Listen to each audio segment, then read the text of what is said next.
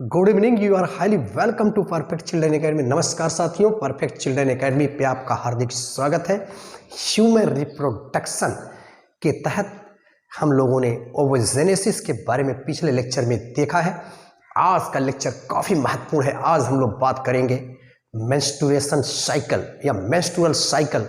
मासिक धर्म क्या है या माहवारी क्या है, इसे हम कैसे इसको समझेंगे, इसको हम लोग ट्रिकली और ब्रीफली समझने की कोशिश करेंगे।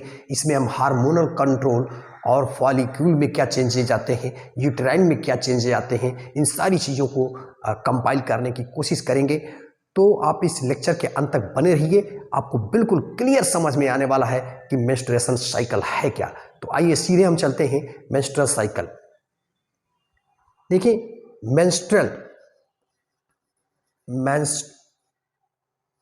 मेंस्ट्रुअल साइकिल, ये मेंस्ट्रुअल जो शब्द निकला हुआ है ये किस चीज से निकला हुआ है?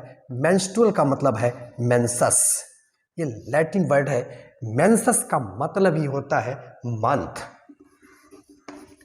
मंथ या माह, समझ लीजिए माह। इसीलिए इसको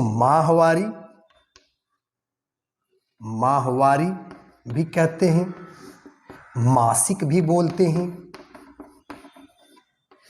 साथ ही साथ आवर्तक बोलते हैं। ये सारे नाम हैं। तो ये क्या है, इसको हम लोग आइए देखते हैं। और इसी में मैं आपको बताता चलूं, एक टर्म आप याद कर लीजिए। मेंस्ट्रुअल का तो माह या मंथ से मतलब है, तो यहां माह से याद ले लीजिए मंकी, और ए से हो जाएगा एपीज, एंड यस से हो जाएगा ह्यूमन बीइंग्स। या दूसरे शब्दों में एक तरह से और आप याद कर सकते हैं, मैम से ले लीजिए। मैम, माहवारी किसको आती है अभी? मैम को। तो यहाँ एम से हो जाएगा हमारा मैमेलिया भी हो जाएगा। मैमेलिया, हम जानते हैं कि जो मैमेलिया है इसके अंदर यह प्रक्रिया संपन्न होती है। मैमेलियन के जो फीमेल होती हैं उनमें यह मेंस्ट्रुएशन साइकिल की प्रक्रिया संपन्न होती है। तो हम देखेंगे उसमें भी सभी मैमेलिया ग्रुप में नहीं, स्पेशली जब हम जाते हैं प्राइमेट्स में। तो प्राइमेट्स में जब हम जाएंगे तो प्राइमेट्स में हम देखते क्या है, इसी प्राइमेट्स के अंदर जो है हम देखेंगे कि जो मंकी है या एपीज है, जैसे गोरिल्ला है, चिंपैंजी है और मैन है, यानी ह्यूमन बीइंग्स है। ह्यूमन या मैन समझ लीजिए, तो मैन। तो इससे क्या समझ में आया कि मैन यानी मैन के अंदर मेंस्ट्रुएशन साइकिल संपन्न होती है। और एम से हो जाएगा हमारा मैमेलिया, और एम से हम यह भी याद रखेंगे कि मंकी, और ए से हम एपीज यानी गोरिल्ला और चिंपैंजी की बात करेंगे। और एम फिर हमारा एक एम आ गया, यानी मैम हो गया, यानी मैन हो गया, यानी ह्यूमन बीइंग्स। यानी ह्यूमन बीइंग्स की जो फीमेल है उसके अंदर यह मेंस्ट्रुएशन साइकिल संपन्न होती है। अब हम लोग यह देखेंगे कि ये जो और भी तो मैमेलियन है। आप सोच रहे होंगे कि कुत्ता, गाय, भेड़, भैंस, बकरी, ये भी तो हम देखते हैं, ये भी तो मतलब बच्चे को अपना जन्म देती हैं, तो ये भी तो मैमेलियन है। तो क्या इनमें मेंस्ट्रुएशन साइकिल नहीं होती है? नहीं होती है, क्योंकि ये प्राइमेट्स के अंदर नहीं है, ये दूसरे ग्रुप में आते हैं, इसीलिए इनके अंदर नहीं साइकिल चलती है। लेकिन हाँ, इनके अंदर साइकोलॉजिकल चेंजेस आते हैं। वो साइकोलॉजिकल चेंजेस क्या है, आइए हम देखें। इसको हम क्या कहते हैं, इनके अंदर एक अलग से साइकिल चलती है जिसको हम एस्ट्रस साइकिल कहते हैं। Very important. जो अन्य मैमेलियन है प्राइमेट्स को छोड़ करके, उनके अंदर जो साइकिल चलती है उसको हम एस्ट्रस साइकिल कहते हैं। और ये एस्ट्रस साइकिल के में आप जानते हैं कि ये जो फीमेल जो एनिमल, गाय, भैंस, भेड़, बकरी जो भी है, जब हीट होते हैं तो इनको मेल कंपेनियन से इनकी मीटिंग कराते हैं। तो ये अलग अलग विषय है। ये आज हम लोग बात कर रहे हैं मेंस्ट्रुअल साइकिल इन ह्यूमन। हम जानते हैं कि जो लेडीज प्रेग्नेंट नहीं है उसी के अंदर यह मेंस्ट्रुअल साइकिल चलना है। मासिक धर्म की प्रक्रिया जो लेडीज प्रेग्नेंट नहीं है उसके अंदर संपन्न होती है। अब हम लोग देखेंगे कि यह किस एज में शुरुआत इसकी होती है, उस एज को हम क्या कहते हैं, और किस एज में यह समाप्त होती है, उस एज को हम क्या कहते हैं। आइए देखते हैं। हम जानते हैं कि जैसे ही एक फीमेल जो है, इसके पहले हम लोगों ने बातें की हैं ओवोजेनेसिस में कि किस तरह से एक फीमेल जो है जब अपने माँ के गर्भ में होती है तो ही उसके अंदर माइटोसिस की और मियासिस फर्स्ट की प्रक्रिया संपन्न होती है। और एक फीमेल जो है अपने नेक्स्ट प्रोजनी को यानी नई संतान की उत्पत्ति के लिए जब अपने माँ के गर्भ में होती है तब से वह तैयारी करती है, यह बात मान समझ जाइए। लेकिन वहीं पे मेल की तैयारी जो है वो 13 वर्ष के बाद उसके अंदर स्पर्मेटोजेनेसिस की जो प्रक्रिया संपन्न होती है तो शुरुआत होती है। तो ये बातें हैं। तो हमने उसमें देखा था कि किस तरह से मियोसिस फर्स्ट की प्रक्रिया उसके अंदर संपन्न हुई थी और फिर आफ्टर पॉवर्टी जो है वो मियोसिस सेकंड की प्रक्रिया संपन्न होती है। तो ये प्रक्रिया कैसे संपन्न होती है इसके बारे में हम लोग जानेंगे। जिस तरह से हम लोगों ने टेस्टिस के अंदर देखा था कि जो हमारा हाइपोथैलेमस था उसके अंदर से जो GnRH गोनाडोट्रोपिन रिलीजिंग हार्मोन निकले थे, फिर एंटीरियर पिट्यूटरी को हिट किया था और LH और FS हार्मोन रिलीज हुए थे और उन लोगों ने उस पे टेस्टोस्टेरोन नाम के हार्मोन ने उस पे काम किया था। ठीक उसी तरह से यहाँ भी हार्मोनल कंट्रोल होता है। इस हार्मोनल कंट्रोल को भी हम लोग समझेंगे और साथ ही साथ हम देखेंगे कि ओवरी में किस तरह की चेंजेस आती हैं और यूटेराइन वॉल में किस तरह की चेंजेस आती हैं। इन सारे चेंजेस के बारे में हम लोग पढ़ने की कोशिश करेंगे। तो आइए, ये जो चेंजेस हैं ये सारे चेंजेस कैसे संपन्न होते हैं। हम जानते हैं कि ये हमारे जो माइंड है इसके अंदर जो हमारा थैलमस होता है, ये हमारी जो थैलमस है, हम जानते हैं कि थैलमस के अंदर जो है हमारी जो ग्लैंड है ये थैलमस है, सपोज कर लिए थैलमस, और इसके अंदर जो हमारी पिट्यूटरी ग्लैंड है ये पिट्यूटरी है। इस पिट्यूटरी के हम देखते हैं एंटीरियर पिट्यूटरी में हम देखेंगे कि सबसे पहले ये क्या होता है। आइए इसके बारे में हम लोग बात करते हैं। हम जानते हैं कि जो हाइपोथैलेमस है, इस हाइपोथैलेमस से हार्मोन निकलते हैं GnRH गोनाडोट्रोपिन रिलीजिंग हार्मोन। ये कब निकलते हैं? जब एक फीमेल जो है 13 वर्ष की, 11 से 13 वर्ष की अवस्था में जब ये पहुंचती है तो इसको पॉवर्टी हिट करती है, यानी ये GnRH हार्मोन निकलते हैं और ये हार्मोन जो है स्टिमुलेट करते हैं, यहाँ से आते हैं, ये हीट करते हैं हमारे एंटीरियर पिट्यूटरी को। तो यहाँ से दो तरह के हार्मोन LH और FSH यानी ल्यूटिनाइजिंग हार्मोन और फॉलिकुलर स्टिमुलेटिंग हार्मोन सीक्रेट होते हैं और इनके प्रभाव से इसके अंदर पॉवर्टी आती है। तो पॉवर्टी जब आती है तो पहली बार जब ब्लीडिंग होती है एक फीमेल के अंदर 11 से 13 वर्ष की अवस्था में, जिसे हम हिंदी में रजोदर्शन कहते हैं।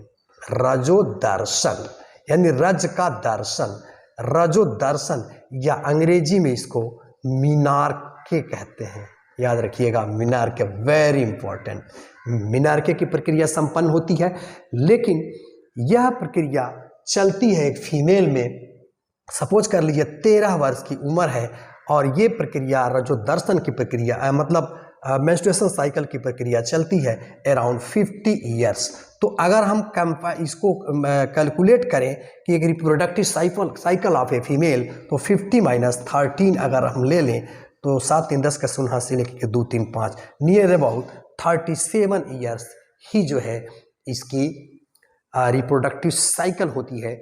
लेकिन यानी इसी एज में एक फीमेल जो है एक बेबी को कंसीव कर सकती है और अपने बच्चे को जन्म दे सकती है। लेकिन वहाँ पे हम लोगों ने मेल के केस में देखा था कि स्पर्मेटोजेनेसिस की प्रक्रिया कंटिन्यू चलती रहती है और वो टिल 90 ईयर या टिल डेथ तक भी चलती रहती है। जब 13 वर्ष की अवस्था से इसमें जब स्पर्मेटोजेनेसिस की प्रक्रिया संपन्न होती है और वहाँ से शुरुआत होकर के यानी स्पर्म का निर्माण जो है उसके डेथ तक नियर अबाउट होता है। तो इसीलिए मर्द को कभी बूढ़ा नहीं माना जाता है। तो लेट से शुरू होती है तो लेट तक जाती भी है। लेकिन महिला में आप क्या देख रहे हैं कि वो जब अपनी माँ के गर्भ में है तो ही वहाँ पे ये प्रक्रिया यानी ओवोजेनेसिस की प्रक्रिया संपन्न हो रही है, वहीं से शुरुआत हो जा रही है। तो पहले अर्ली शुरू हुई है तो इसलिए अर्ली ख़त्म भी होती है। और आप जानते हैं कि ये ये जो पीरियड है इसके अंदर हर महीने यानी एक महिला के अंदर जिस तरह से हमारे 2 टेस्टिस हैं उसी तरह से एक महिला के अंदर भी ये मेल रिप्रोडक्टिव ऑर्गन है, यानी 2 ओवरी होती है और इन ओवरी में से इन ओवरी से बारी बारी से ओवुलेशन की प्रक्रिया यानी सेकेंडरी ओसाइट या यूँ समझे जिसको एनसीईआरटी जो ओवम कह रही है, ओवम का रिलीज होना होता है और वो किस तरह से आगे की ओर बढ़ते हैं और उनका फर्टिलाइजेशन होता है तो क्या होता है, वो फर्टिलाइजेशन नहीं होता है तो क्या होता है, यानी स्पर्म का मिलन जब उस ओवम से होगा तो क्या होगा और स्पर्म का मिलन जब ओवम से नहीं होगा तो क्या होगा। इन दोनों चीज़ों को हम लोग समझने की कोशिश करेंगे।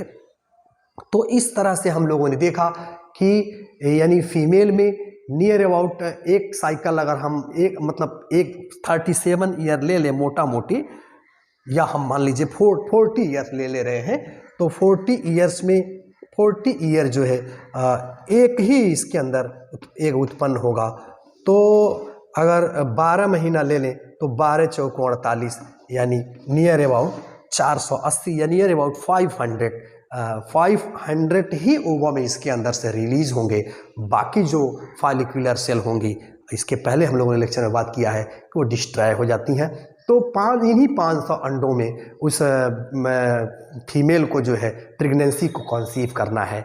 अगर वो स्पर्म से मुलाकात हुई तो प्रेगनेंसी की सम प्रोबेबिलिटी बढ़ेगी, अन्यथा प्रेगनेंसी नहीं होनी है। तो ये बातें हैं। अब इस बात को हम लोग आइए समझते हैं कि जो मेंस्ट्रुएशन साइकिल है, यानी हमने जाना कि इसमें बेबी का कंसीव नहीं होना है, यानी जो प्रेग्नेंट वुमेन होगी उसके अंदर मेंस्ट्रुएशन साइकिल नहीं संपन्न होती है।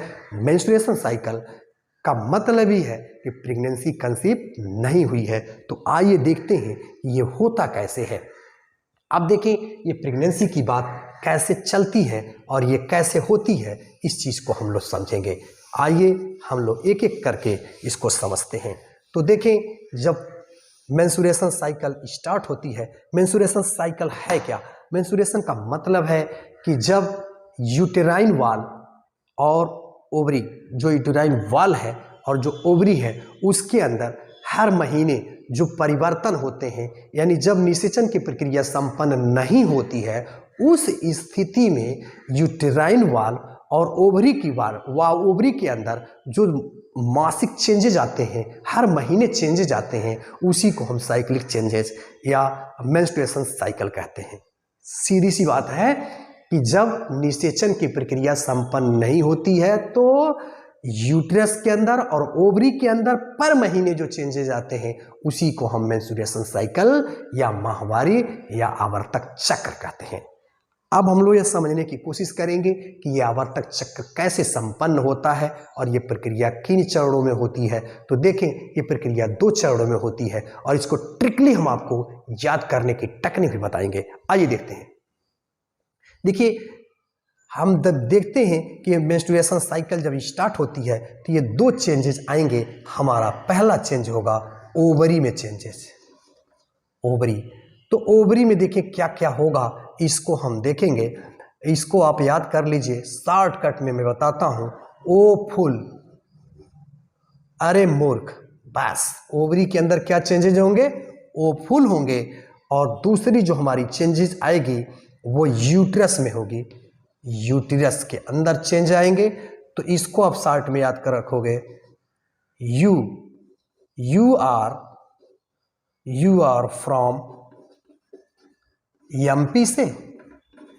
बस इतनी बात याद रखना है। यानी कुल मिलाकर के इस पूरे मेंस्ट्रुएशन साइकिल को आपको समझना है तो 2 ही बात याद रखना है ट्रिक के रूप में। Oh fool, you are from MP से, अरे मूर्ख तुम एमपी से हो।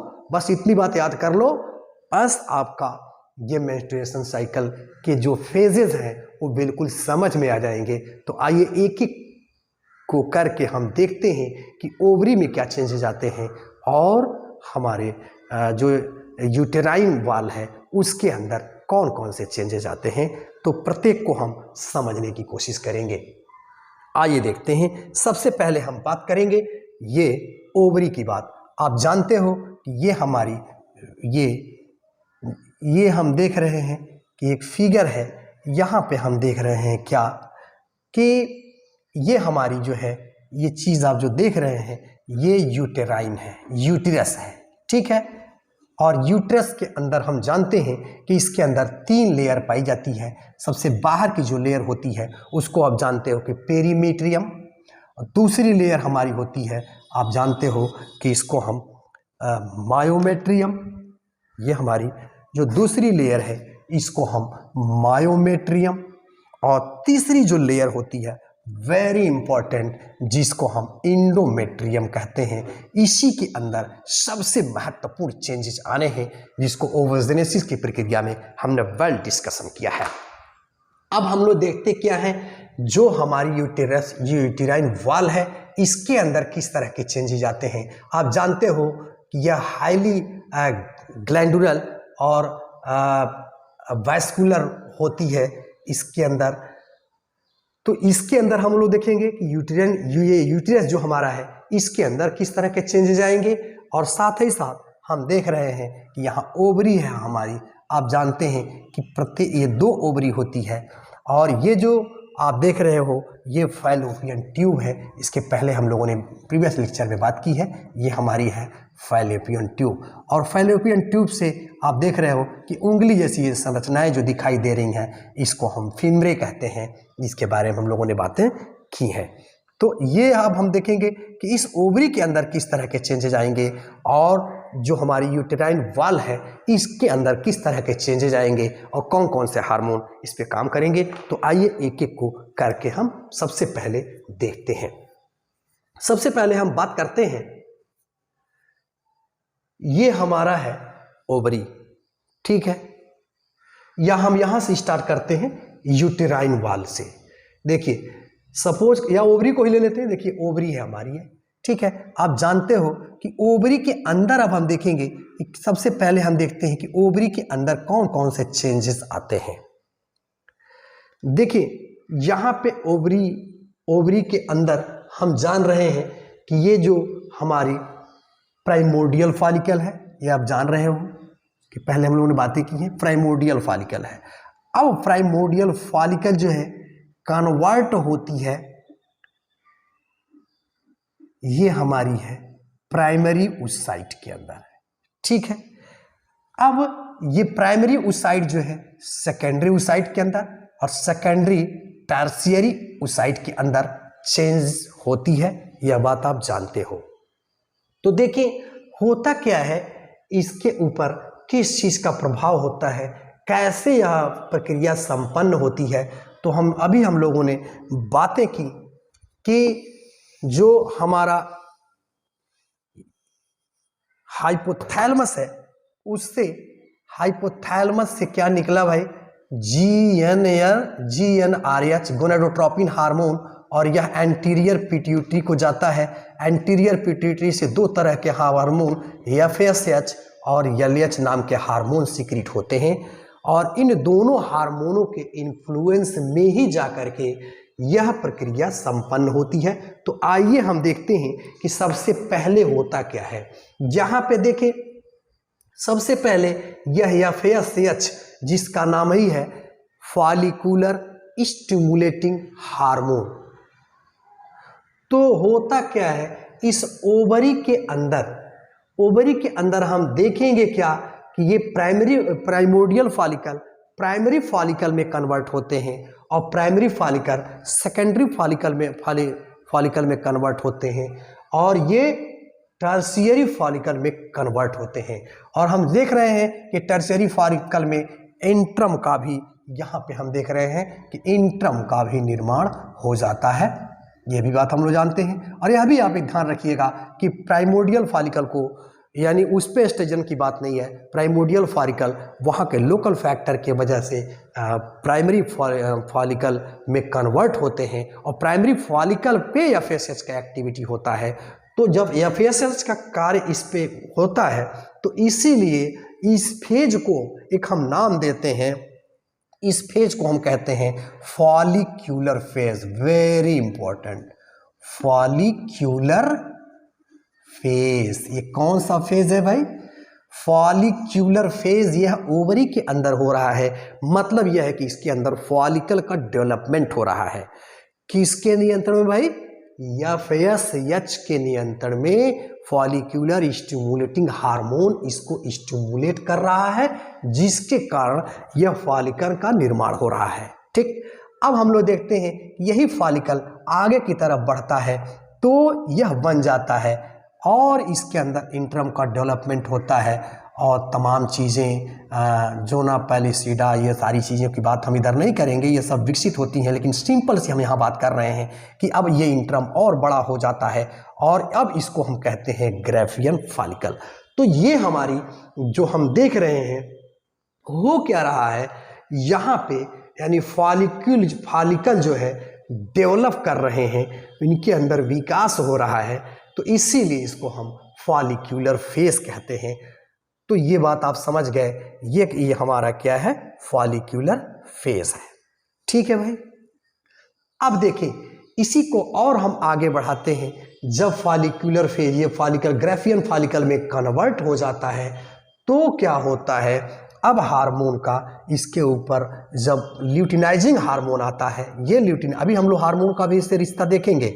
इसके बाद से हमारा ल्यूटिनाइजिंग हार्मोन इस पे एक्ट करता है और यहाँ से कुछ प्रोटियोलिटिक एंजाइम यहाँ से आते हैं, इसको कट करते हैं और इसके अंदर जो सेकेंडरी oocyte है, जिसको हम ओवम कह रहे हैं, ये यहाँ से रिलीज हो जाती है और ये रिलीज हो जाती है तो ये हमारी सेकेंडरी oocyte है। ये यहाँ पे ल्यूटिनाइजिंग हार्मोन का सबसे महत्वपूर्ण रोल होता है। इसके बाद से हम देख क्या रहे हैं कि ये हमारी हो गई फॉलिक्यूलर फेज की बात हमने की ओवरी के अंदर। ठीक है भाई। अब हम देखते हैं कि ये कहानी है 8 से लेकर के 13वें दिन तक की, और जैसे ही 13वें दिन को क्रॉस करता है तो ल्यूटिनाइजिंग हार्मोन का इसके ऊपर इफेक्ट होता है और ये फॉलिकल जो है रप्चर कर जाती हैं, फट जाती हैं। फटने के बाद इसके अंदर से सेकेंडरी oocyte या NCERT की भाषा में ओवम रिलीज हो जाती है, या ठीक 14वें दिन ओवम की रिलीजिंग हो जाती है।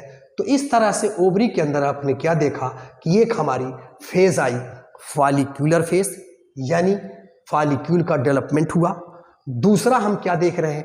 14वें दिन, यानी इस ओवम का, यानी यहाँ से रिलीज हुआ due to effect of luteinising hormone. अभी हम लोग हार्मोन का भी इफेक्ट इससे रिलेट करके देखते हैं। ये बात आप समझ गए। तो oocyte यानी सेकेंडरी oocyte, या जिसको हम ओवम कह रहे हैं, निकल गया। अब ये जब ओवम बाहर निकल जाते हैं तो इसी फेज को हम इसीलिए इसको नाम देते हैं ओवुलेटरी फेज। ठीक है। अभी हमने ओ फूल की बात किया, ओ फूल की बात किया, तो पहला हमारा ओ से क्या हो गया? ओवरी के अंदर, और एफ ओ से हो गया फॉलिक्यूलर फेज, और ओ से हम ले रहे हैं ओवुलेटरी फेज। ठीक है। तो यहाँ पे 14वें दिन एक का रिलीज हो जाना होगा, और जब यह एक रिलीज कर जाएगा तो क्या होगा? तो यही से जब ओवरी से आप जानते हैं कि ये एग रिलीज कर दिए जाते हैं, तो यहाँ से क्या होता है? जब ये एग रिलीज हो जाते हैं तो अब ये जो फिमरे हैं इसको ट्रैप कर लेती हैं। जो फिंगर लाइक स्ट्रक्चर बनी हुई है, इसको हम फिमरे कह रहे हैं। फैलोपियन ट्यूब की जो अंतिम सिरा है, जिसको हम फिमरे कह रहे हैं, यहाँ से इस अंडाणु जो है अब यह ओवम रिसीव कर लिया जाता है और ये फैलोपियन ट्यूब के अंदर जाता है। और आप जानते हो, इसके पहले लेक्चर में हमने बताया है कि एक चौड़ी सी जो पोर्शन होती है एम्पुला, इस एम्पुला में पहुंचता है, और एम्पुला के अंदर जो है अगर स्पर्म आ गया है तो फर्टिलाइजेशन की प्रक्रिया वहीं पे संपन्न होती है, और उसके बाद से यह एक जो है यानी फर्टिलाइज एग आकर के इसी एंडोमेट्रियम में जो यूट्रस की दीवार है उसके अंदर वो समाहित होता है। तो अभी हम यहाँ बात कर रहे हैं कि अब यह जो एग है, यानी जो ओवम है, इसको ये फिमरे जो है ट्रैप कर लेती हैं और ये आगे की तरफ एम्पुला से होते हुए यानी फैलोपियन ट्यूब के अंदर यह प्रवेश कर जाता है। अगर यह फैलोपियन ट्यूब के अंदर जैसे ही प्रवेश करता है तो होता क्या है? अब चूंकि इसके अंदर से ओवम का रिलीज हो गया, अब यह कन्वर्ट हो जाती है, यानी देख रहे हैं आप कि ओवम जब निकल जाता है तो एक तरह से आप यूं समझें कि इसका जो मेन ओरिजिनल चीज थी वो क्या हो गई भाई? लुट गई। इसीलिए आप इसको नाम रखेंगे ल्यूटिनाइजिंग फेज। वेरी इंपॉर्टेंट, इसीलिए इसको हम क्या कहेंगे, ल्यूटिनाइजिंग फेज। Very important. अब ये कौन सी फेज हो गई भाई, ल्यूटिनाइजिंग फेज हो गई। अब यह ल्यूटिनाइजिंग फेज भी क्या करेगी, अगर ल्यूटिनाइजिंग फेज है, अगर इसके अंदर फर्टिलाइजेशन की प्रक्रिया संपन्न हो गई है तो यह ल्यूटिनाइजिंग फेज यानी यह काफ़ी समय तक स्थिर रहती है, यानी कार्य करती रहती है। और अभी हम लोग देखेंगे कि किस तरह से यह जो है हमारी एंड्रोजन और प्रोजेस्टेरॉन नाम के हार्मोन को सिक्रीट करेगी। अगर बेबी कंसीव हो गया है या नहीं भी कंसीव हुआ है तो इस उम्मीद में कि बेबी कंसीव हो गया है, ये कंटिन्यू जो है ये ल्यूटिनाइजिंग फेज यानी ल्यूटियल जो सेल है, अभी हम लोगों ने ल्यूटियल यानी इसको हम लोगों ने ये जो भी लूट गया, याद रखिएगा, इसको हम कहते हैं corpus luteum. Very important, corpus luteum, याद रखिएगा, कार्पस ल्यूटियम, क्योंकि यह इसका लूट गया है। आप याद रखें, कार्पस ल्यूटियम यानी ओवम इसके अंदर से निकल गया है। अब यह ल्यूटियम, कार्पस ल्यूटियम के बाद यानी लास्ट, ल्यूटियम की लास्ट, कार्पस लास्ट समझ लो भाई, इसकी वो निकल गई, इसके अंदर से ओवम निकल गई यानी सेकेंडरी ओसाइट निकल गया, तब लास्ट ही तो बन गई, तो इसीलिए इसका नाम है कार्पस ल्यूटियम। और यह कार्पस ल्यूटियम जो है कन्वर्ट हो जाती है ल्यूटियल फेज में, यानी ल्यूटिलाइजिंग सेल के अंदर कन्वर्ट हो जाती है और प्रोजेस्टेरॉन और एस्ट्रोजन नाम के इसके अंदर से हार्मोन निकलते हैं और इस बेबी के कंसीव में महत्वपूर्ण रोल प्ले करते हैं। अभी हम लोग देखेंगे कि किस तरह से एस्ट्रोजन अपना कार्य कर रहा है और प्रोजेस्टेरॉन जो है, जिसे हम प्रेगनेंसी हार्मोन भी कहते हैं, यह मान के चलता है कि प्रेगनेंसी जो है संपन्न हो गई है। तो फिर ये अगर नहीं संपन्न हुई है तो ये जो ल्यूटियल स्टेज है यानी कार्पस ल्यूटियम जो है वो धीरे धीरे डिजनरेट होती है और लास्ट में यह जो है एक छोटे से स्ट्रक्चर में यानी कार्पस एल्बिकैंस में ये येलोइश रंग की होती है, आप जानते हैं कार्पस ल्यूटियम, और इसी के अंदर से प्रोजेस्टेरॉन और एस्ट्रोजन नाम के हार्मोन सिक्रीट होते हैं। लेकिन जैसे ही जब बेबी कंसीव नहीं होता है तो अब इसका कोई मतलब नहीं रहता है, ये डिजनरेट करती हैं और धीरे धीरे ये जो हमारी देख रहे हैं इसको हम कार्पस एल्बिकैंस कहेंगे, कार्पस एल्बिकैंस में कन्वर्ट हो जाती है। और इस तरह से इसीलिए इस फेज को हम कहते हैं ल्यूटिनाइजिंग फेज। तो इस तरह से आप क्या देख रहे हो कि ओवरी के अंदर हमारे कौन कौन से फेज आए भाई, एक हमारी आई फॉलिक्यूलर फेज, ठीक, दूसरी यहाँ पे जाकर 14वें दिन जो है ओवम यहाँ से रिलीज हुआ तो ये हमारी हुई क्या, ओवुलेटरी फेज, ठीक। तीसरी जो हम देख रहे हैं फॉलिक्यूलर फेज, एफओ से और वी से हमारा ओवुलेशन, और ये हमारा जो फेज आ गया ये ल्यूटिनाइजिंग फेज। तो इस तरह से ओवरी के अंदर 3 तरह के फेज आप देख रहे हैं, 3 तरह की घटनाएं हो रही हैं। यानी सबसे पहले हमारा एफएसएस के नियंत्रण में फॉलिकल का निर्माण हो रहा है। फॉलिकल जो है यानी प्राइमोडियल फॉलिकल प्राइमरी फॉलिकल में बदल रहे हैं, वो सेकेंडरी फॉलिकल में बदल रहे हैं, फिर टर्टरी फॉलिकल में, और फिर हम देख रहे हैं कि ग्रेफियन फॉलिकल में बदल रहे हैं, और ग्रेफियन फॉलिकल जो है फिर जो है ब्रेकअप हो रहे हैं यानी कार्पस ल्यूटियम बन रहा है, ल्यूटिनाइजिंग। यानी इस तरह से हम देख रहे हैं कि फॉलिक्यूलर फेज, ओवुलेशनरी फेज और ल्यूटिनाइजिंग फेज, 3 फेज जो है ओवरी के अंदर चल रहे हैं।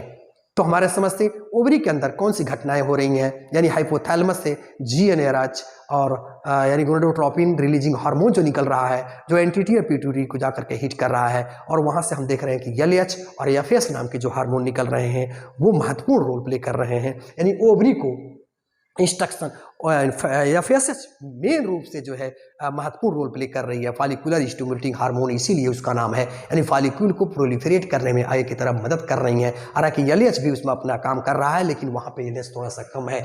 तो इसको हम देख रहे हैं कि ये हमारे ओवरी के अंदर 3 तरह के फेजेस आ गए, यानी फॉलिकुलर फेज, ओवुलेशनरी फेज जो 14वें दिन पे ओवम का रिलीज हो जाना होगा, और फिर वहाँ से ल्यूटिनाइजिंग फेज और कार्पस ल्यूटियम का बनना और कार्पस एल्बिकेंस का बनना, ये सारी प्रक्रियाएं संपन्न होती हैं। तो हमारे समझ से ओवरी के अंदर क्या चेंजेज आ रहे हैं इस बात को आप समझ गए।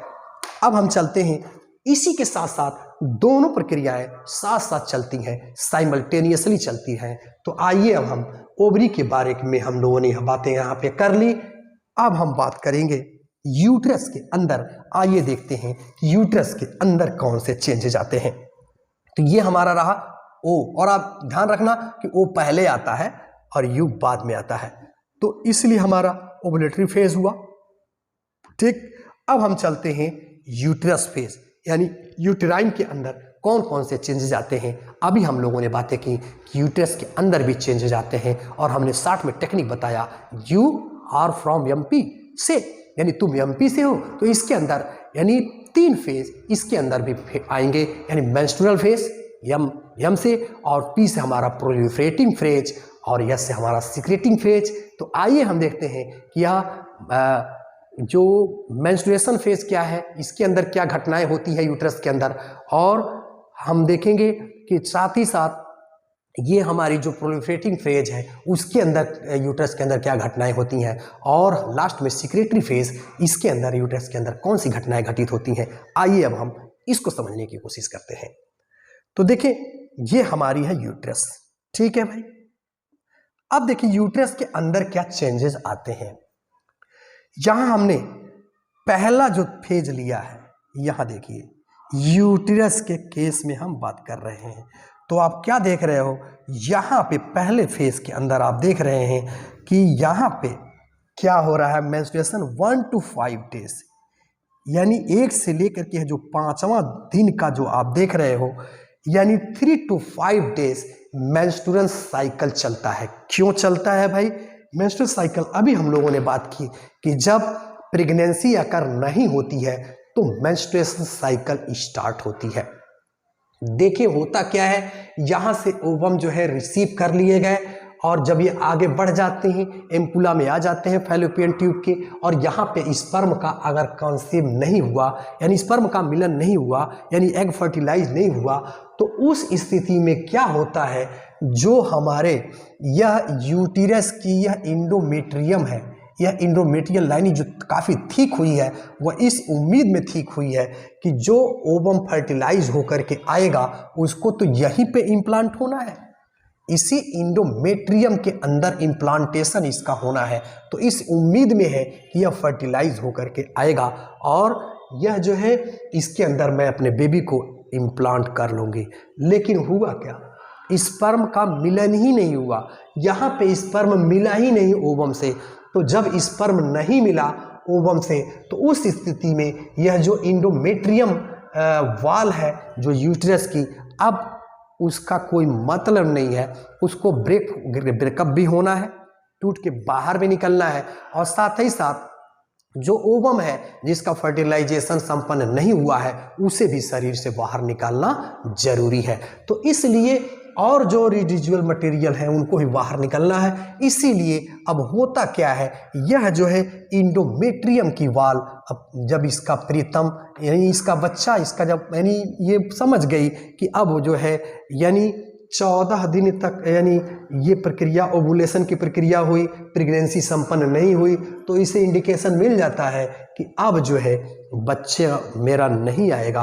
अब इसीलिए यह यूट्रस जो है खून के आंसू एक तरह से कहें कि रोने लगती है, यानी कहने का मतलब यह इंडोमेट्रियम की जो वाल है यह अब रप्चर हो जाती है, यानी यह टूट जाती है, और टूटने के बाद यह ब्लीडिंग जो है स्टार्ट हो जाती है, और थ्रू वेजाइनल ओपनिंग यह ब्लड जो है बाहर की तरफ निकलने लगता है।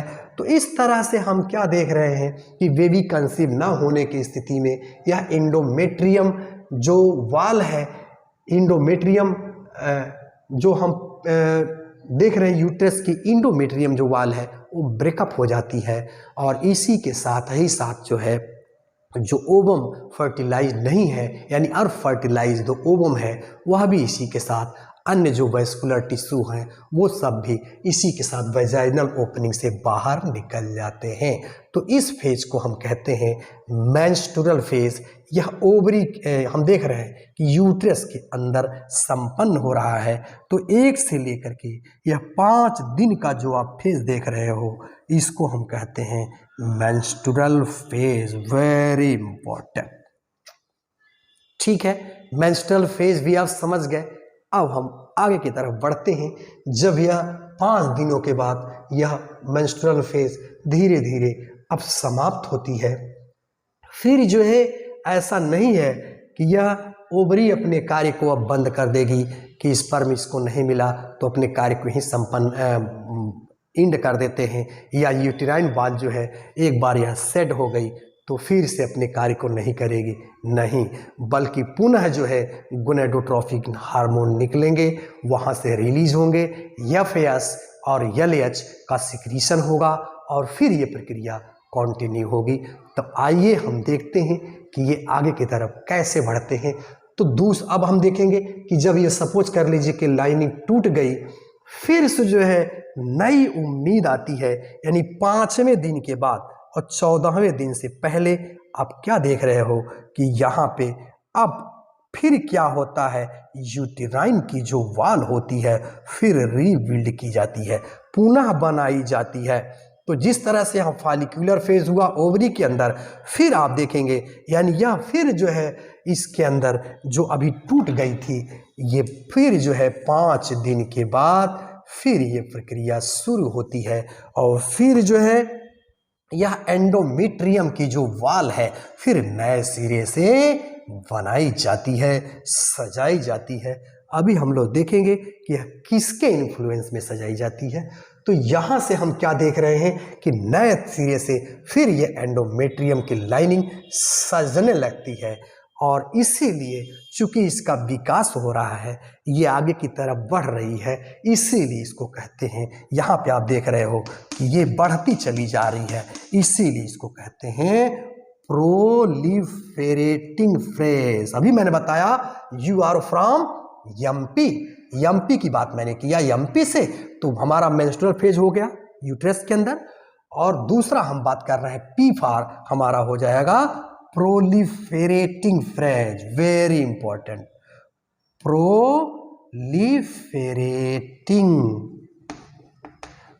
Proliferating phase. तो यूट्रस के अंदर आप क्या देख रहे हैं कि पुनः इसको रीबिल्ड किया जा रहा है नई उम्मीद में कि पुनः ओवम आएंगे, हो सकता है इस बार स्पर्म का मिलन हो और वो फर्टिलाइज्ड एग जो है इम्प्लांट हो उसके अंदर, तो इम्प्लांटेशन की उम्मीद में पुनः इसको रीबिल्ड किया जाता है, इसको हम कहते हैं प्रोलिफरेटिंग फेज।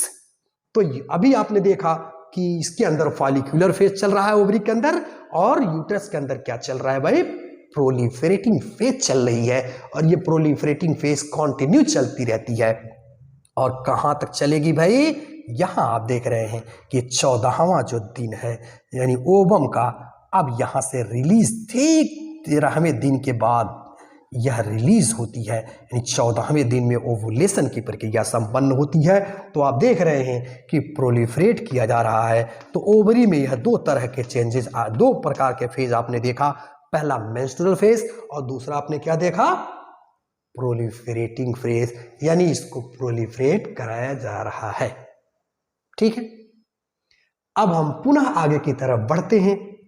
अब हम यह ओवुलेशन हो गया और ओवुलेशन के बाद ओवरी के अंदर ओवुलेशन हो गया, और तीसरे की तरफ जब हम बढ़ते हैं तो यहाँ हम क्या देख रहे हैं कि यही फॉलिक्यूलर फेज यानी जिसका ये प्रोलिफरेटिंग हो रहा है, यानी प्रोलिफरेशन हो रहा है कंटिन्यू, इसका किसका, आप देख रहे हैं कि यूटेराइन की जो इंडोमेट्रियम है ये वॉल सजती धजती चली जा रही है और ये काफ़ी मैच्योरिटी की तरफ ले जा रही है, और इसके अंदर से सीक्रेट होंगे जो हार्मोन, अभी हम लोग बात करेंगे कि वो कौन सी चीज़ें हैं जो सीक्रेट करती हैं। तो इसीलिए इस फेज का नाम है सीक्रेटरी फेज, इसको एमपी से हमने कहा सीक्रेटरी फेज, याद रखिएगा सीक्रेटरी फेज। तो ये रही सीक्रेटरी फेज। इस तरह से हमने क्या देखा कि ओवम के अंदर यानी एक इसके अंदर क्या चेंजेज आ रहे हैं, यानी ओवरी के अंदर क्या चेंजेज आ रहे हैं, और हमारे चेंजेस किस तरह से ये यूटेराइन वॉल के अंदर चेंजेज आ रहे हैं, इस बात को हम लोगों ने समझने की कोशिश की। अब हम लोग आगे की तरफ बढ़ेंगे और इसको देखेंगे कि हमने ओवरी के अंदर चेंजेस देख लिए और यूटेरस के अंदर चेंजेस देख लिए कि ये चेंजेस कैसे आ रहे हैं। अब हम लोग देखते हैं, तो हम लोग बात करेंगे अब हार्मोनल चेंज के बारे में बात करेंगे कि हार्मोन का क्या प्रभाव पड़ता है। तो आइए अब हम देखते हैं कि हार्मोनल चेंजेस कैसे आते हैं, इसके बारे में बात करते हैं। अब आइए हम लोग देखते हैं हार्मोनल चेंजेस क्या आते हैं, उसके बारे में बात करेंगे।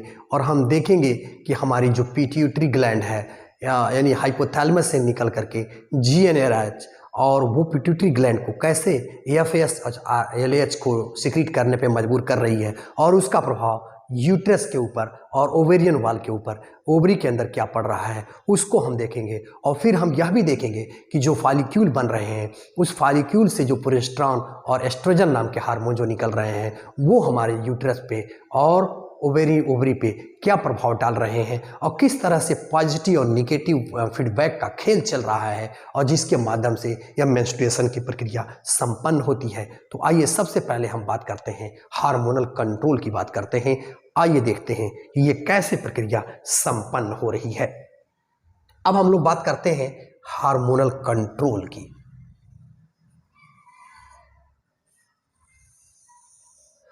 अभी हमने बात की कि पिट्यूटरी से दो तरह के हार्मोन निकलेंगे। ये आइए देखते हैं, ये हमने एक लाइनिंग यहाँ बना दी है, इसे आप ध्यान रखिएगा। अब इसके अंदर से दो तरह के हार्मोन यहाँ से निकल रहे हैं। यहाँ से देखें, एक हार्मोन हमने इस रंग का बनाया है, ये इस चीज़ को आप देखिए, ये हमारा इस हार्मोन को देखिए जो NCERT के अंदर भी दिया हुआ है। ये कौन सा हार्मोन है, हम इसके बारे में समझते हैं।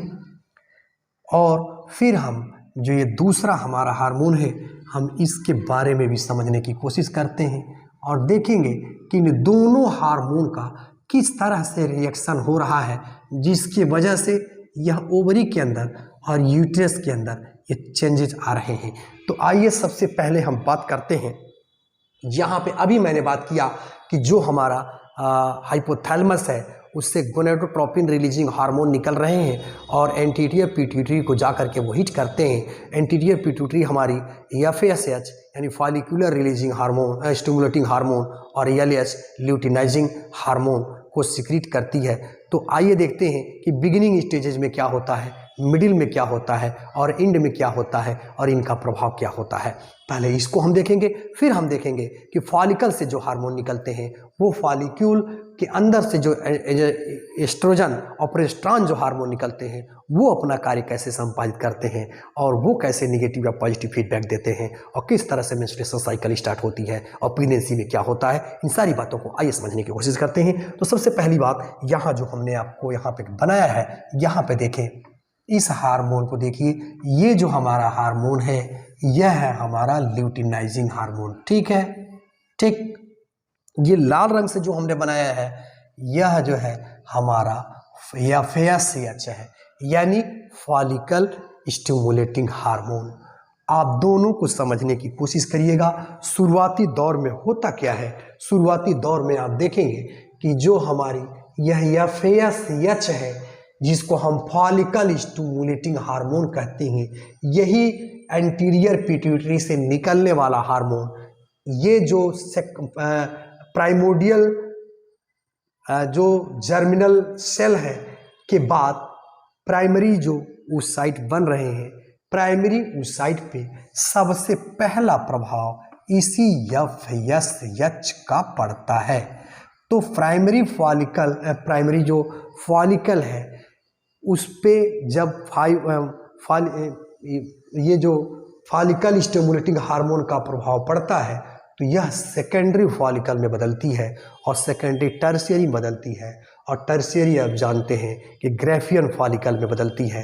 तो ये फॉलिकल यानी FSH का महत्वपूर्ण रोल है यहाँ पे। और एक बात यहाँ पे ध्यान रखिएगा कि जब ये फॉलिकुलर सेल जैसे जैसे बढ़ती जाती हैं, तो यह भी एक प्रकार का हार्मोन निकालती हैं जिसे हम एस्ट्रोजन हार्मोन कहते हैं। यह एस्ट्रोजन हार्मोन इसके प्रोलिफेरेशन में महत्वपूर्ण भूमिका निभाता है, यह भी आप याद रखिएगा। ठीक है, तो यहां भी हम देख रहे हैं एस्ट्रोजन हार्मोन फॉलिकल से निकल रहे हैं। अभी इसके बारे में हम लोग बात करते हैं।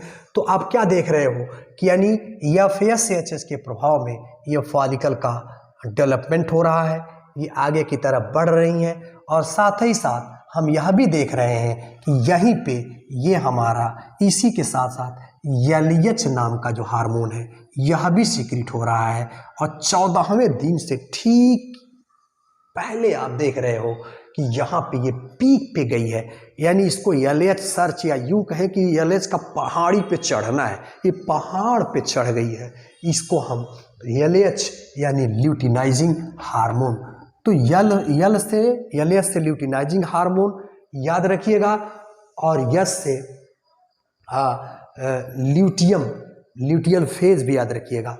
तो ये चीज़ है, यानी लूटने वाला ये फेज है भाई। तो अब एलएच यहाँ पे क्या कर पीक पे जा रही है, उस स्थिति में आप क्या देख रहे हो कि इसके प्रभाव में, यानी ये तो एफएसएस के प्रभाव में फॉलिकल का डेवलपमेंट हुआ भाई, ठीक है।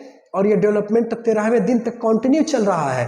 ये देख रहे हैं दोनों हार्मोन ऊपर की तरफ जा रहे हैं, लेकिन एलएच जो है सबसे टॉप पे जा रही है, यानी वहां से ल्यूटिनाइजिंग हार्मोन जो है सबसे ज्यादा सीक्रेट हो रहे हैं।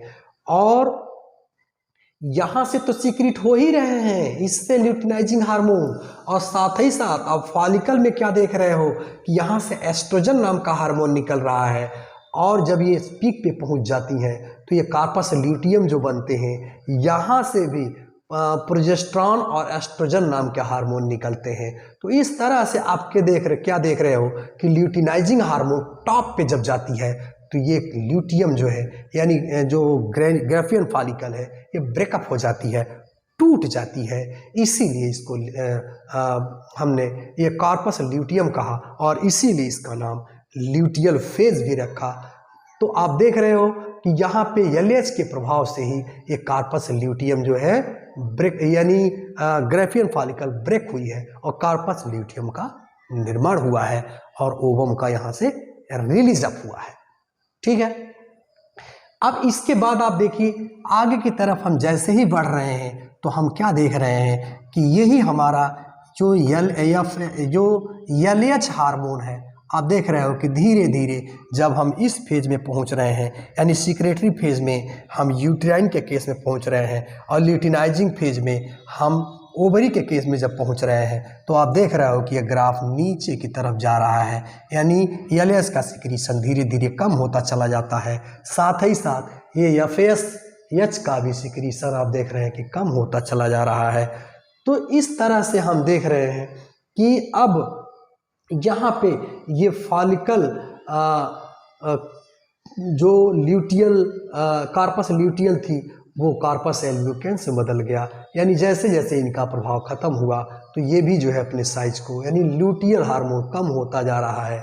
आप देख रहे हैं वैसे दोनों कम हो रहे हैं, लेकिन ल्यूटियल हार्मोन यहाँ विशेष रूप से कम हो रहा है, जिसके वजह से ये फेज अपने आप को मेंटेन नहीं रख पाता है, और ये ल्यूटियल जो कार्पस ल्यूटियल है ये डिजेनरेट होने लगती है और कार्पस एल्ब्यूकेंस में यह कन्वर्ट हो जाती है, ठीक है। तो हमारे समझ से यह एफएसएच का प्रभाव और एलएच का प्रभाव आप समझ गए कि क्या है। एफएसएच का मेन प्रभाव फॉलिकल को स्टिमुलेट करना, उनके वृद्धि को कराना और ग्राफियन फॉलिकल तक पहुंचाना, और एलएच का आप देख रहे हो कि उसको ब्रेकअप कराना, यानी ओवम का बाहर निकलवाना, और फिर ये प्रक्रिया आगे बढ़ती है। तो ये रहा आपका ल्यूटिनाइजिंग फेज, यानी एलएच का प्रभाव और एफएसएच का प्रभाव। ये बात आप हमारे समझ से समझ गए। अब हम आगे की तरफ बढ़ते हैं। ये तो रहा इनका। अब हम देखेंगे कि जो फॉलिकल बढ़ते चले जा रहे हैं, इस फॉलिकल से भी दो तरह के हार्मोन निकलते हैं, और ये हार्मोन कौन कौन से हैं आइए अब इन्हें समझने की कोशिश करते हैं। यहाँ पे देखें एक हार्मोन हमारा वही, ये जो फॉलिकल बन गए हैं, तो यहाँ पे आप देख रहे हो कि ये फॉलिकल जो है ये फॉलिकल यानी ल्यूटियल जो फॉलिकल बन गया, ये प्रोजेस्टेरॉन और एस्ट्रोजन नाम का हार्मोन निकालते हैं। और प्रोजेस्टेरॉन को आप जानते हो कि इसको हम प्रेगनेंसी हार्मोन के नाम से भी जानते हैं। यानी ये आप देख रहे हो कि ये पीक पे आ रही है, यानी 14वें दिन के पास जो है ये प्रोजेस्टेरॉन हार्मोन पीक पे पहुंच गई है। यानी जो यूटेराइन की जो इंडोमेट्रियम जो दीवार है इसको और मोटी करती है, यानी प्रोलिफरेट करती है, यानी यह मान के चलती है कि प्रेगनेंसी होनी ही होनी है, यानी यह का फर्टिलाइजेशन संपन्न होना ही होना है। तो आप देख रहे हैं कि यहाँ पे पीक पे आ रही है, फिर आप क्या देख रहे हो कि ये नीचे की तरफ गिरती चली जाती है। ठीक है। तो जब ये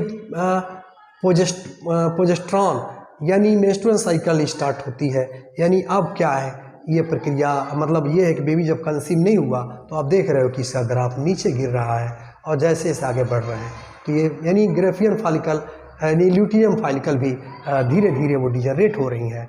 तो इसका मतलब ये है कि प्रेगनेंसी नहीं हुई है, अब इसको ज़िंदा रहने का कोई मतलब नहीं है। इसीलिए हार्मोन आप देख रहे हो कि इसका ग्राफ भी नीचे की तरफ गिर रहा है, यह इंडिकेट कर रहा है अब ये इंडोमेट्रियम की लाइनिंग को ब्रेकअप करने के स्टेज में नहीं होती है और ब्रेकअप के लिए तैयारी करती है। और यहीं पे आप एक चीज़ और देख रहे हैं कि जो हमारा ये तो हमारा एस्ट्रोजन था, एस्ट्रोजन हार्मोन आप देख रहे हो जो इंडिकेट कर रहा था, यानी इस जा करके यहाँ पे स्टिमुलेट कर रहा था पिट्यूटरी को। यह एस्ट्रोजन हार्मोन आप देख रहे हैं कि धीरे धीरे अब यहाँ पीक पे था, जिसने जो है आगे यानी ओवुलेशन में मदद की और यहाँ महत्वपूर्ण रोल प्ले किया। अब ये धीरे धीरे कम होता चला जाता है, लेकिन आप यहाँ क्या देख रहे हैं, ये जो प्रोजेस्टेरॉन नाम का हार्मोन है, ये प्रेगनेंसी हार्मोन जिसको कह रहे हैं, यहाँ आप देखें ये इसका ग्राफ धीरे धीरे बढ़ रहा है और ये 14वें दिन के बाद काफ़ी हाईएस्ट पीक पे गया है, यानी ये उम्मीद करता है कि अब प्रेगनेंसी संपन्न हो जाएगी, इसीलिए पीक पे है। और ये ल्यूटियल फेज भी जिंदा है, यह भी पीक पे है। और आप देख रहे हैं सिक्रेटरी फेज भी चल रही है, यानी जो यूट्रस की वाल है वो काफ़ी सिक्रेट होकर के बड़ी होती चली जा रही है। तो इस तरह से हम क्या देख रहे हैं कि एस्ट्रोजन जो है धीरे धीरे यानी इस फेज में पीक पे था, इस फेज में जा कर के सिक्रेटरी फेज में डाउन हो जाता है, लेकिन प्रोजेस्टेरॉन जो है अभी भी उम्मीद रखा है कि बेबी कंसीव होगी। और ये देख रहे हैं कि हाईएस्ट पीक पे है इस सिक्रेटरी फेज में, लुटिनाइजिंग फेज में। तो यहाँ प्रोजेस्टेरॉन की मात्रा बढ़ती है और फिर धीरे धीरे जब बेबी कंसीव नहीं होता है तो ये कम हो जाती है।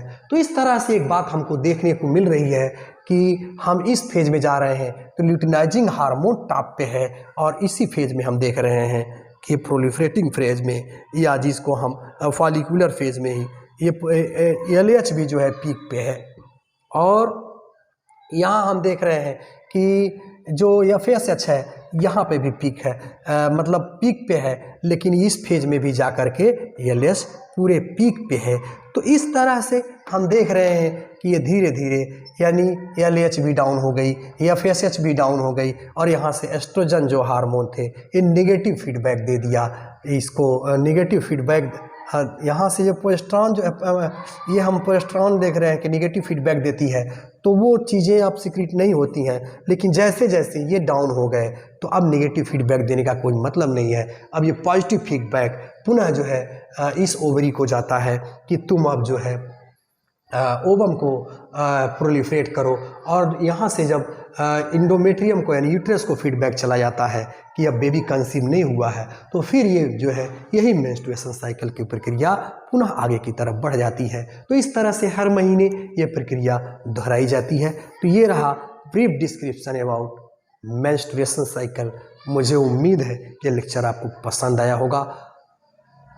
अगर इस चैनल पे आप नए हैं तो इस चैनल को सब्सक्राइब करें, लाइक करें, कमेंट करना बिल्कुल ना भूलें। और एक बात का ज़रूर ध्यान रखें कि अगर आपको निकालना है, जैसे मेंस्ट्रुएशन जो फेज़ है वो वैरी करती है कि फीमेल में जनरल जो है ये हम जानते हैं कि 28 से 29 दिनों की होती है, लेकिन कई में 32 से 35 दिनों की होती है।